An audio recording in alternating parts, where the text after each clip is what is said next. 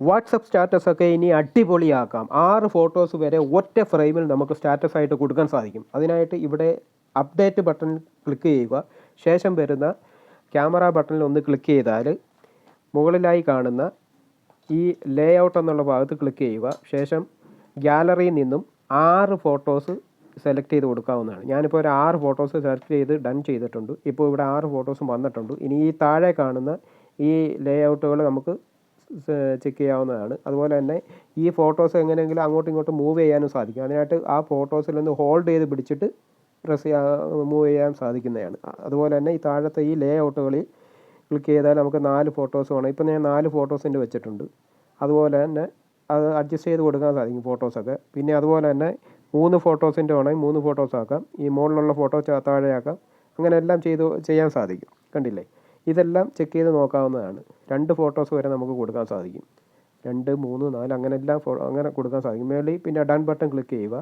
ശേഷം music add ചെയ്യണമെങ്കിൽ മേളിൽ കാണുന്ന മ്യൂസിക് ബട്ടൺ ക്ലിക്ക് ചെയ്താൽ നമുക്ക് മ്യൂസിക് ആഡ് ചെയ്യാൻ സാധിക്കും. ഇവിടെയുള്ള മ്യൂസിക് വേണമെങ്കിൽ ആഡ് ചെയ്യാം. അതല്ല ഫോണിലുള്ള മ്യൂസിക് ആഡ് ചെയ്യാൻ സാധിക്കും. ഞാനിപ്പോൾ എൻ്റെ ഫോണിലുള്ള ഒരു മ്യൂസിക് ആഡ് ചെയ്യുകയാണ്. വേണ്ട, ഈ മ്യൂസിക്കാണ് ഞാൻ ആഡ് ചെയ്യുന്നത്. അതിനായിട്ട് ഈ ആരോ ബട്ടൺ ക്ലിക്ക് ചെയ്ത് കൊടുത്താൽ മതി. അതിന് നേരെയുള്ള ആരോ ബട്ടൺ ക്ലിക്ക് ചെയ്ത് കൊടുക്കുമ്പോഴത്തേക്ക് ആ മ്യൂസിക് അവിടെ ആഡായിട്ട് വന്നിട്ടുണ്ട്. കണ്ടിട്ടില്ലേ? ഇനി അതുപോലെ തന്നെ ശേഷം ഡൺ ബട്ടൺ ക്ലിക്ക് ചെയ്യുക. ഇനി നമുക്ക് ഇവിടെ ടെക്സ്റ്റ് ടൈപ്പ് ചെയ്യണമെങ്കിൽ ഈ ടി എന്നുള്ള ഈ ഒരു ഓപ്ഷനിൽ ക്ലിക്ക് ചെയ്ത് കൊടുത്താൽ നമുക്ക് ഒരു എന്തെങ്കിലും ടെക്സ്റ്റ് നമുക്ക് ടൈപ്പ് ചെയ്ത് കൊടുക്കാൻ സാധിക്കും. ഞാനിപ്പോൾ ആ ഭാഗത്ത് ക്ലിക്ക് ചെയ്തിട്ട് ഇപ്പം ഹായ് എന്ന് ടൈപ്പ് ചെയ്യുന്നു. ശേഷം ഇവിടെ നിന്ന് കളർ നമുക്ക് പിക്ക് ചെയ്തെടുക്കാൻ സാധിക്കും. ഏത് കളർ വേണമെങ്കിലും കൊടുക്കാം. അതുപോലെ ഇവിടെ നിന്ന് ഫോണ്ട് കൊടുക്കാൻ സാധിക്കും. ഏത് ഫോണ്ടിൽ വേണമെങ്കിലും നമുക്കത് കൊടുക്കാൻ സാധിക്കും. കണ്ടില്ലേ? ഇനി ഈ ഒരു ടെക്സ്റ്റ് നമ്മൾ എവിടെ വേണമെങ്കിലും നമുക്ക് പ്ലേസ് ചെയ്ത് വെക്കാൻ സാധിക്കും. ഇനി എന്തെങ്കിലും സ്റ്റിക്കറുകൾ വല്ലതും ആഡ് ചെയ്യണമെങ്കിൽ ഈ ഭാഗത്ത് ക്ലിക്ക് ചെയ്ത് കൊടുത്താൽ കുറേ സ്റ്റിക്കേഴ്സ് ഉണ്ട്. അതൊക്കെ ആഡ് ചെയ്യാൻ സാധിക്കും. അതുപോലെ തന്നെ ഫോട്ടോസ് വേണമെങ്കിൽ ആഡ് ചെയ്യാം. ഞാനിവിടെ ഒരു ഫോട്ടോസാണ് ആഡ് ചെയ്യാൻ ഉദ്ദേശിക്കുന്നത്.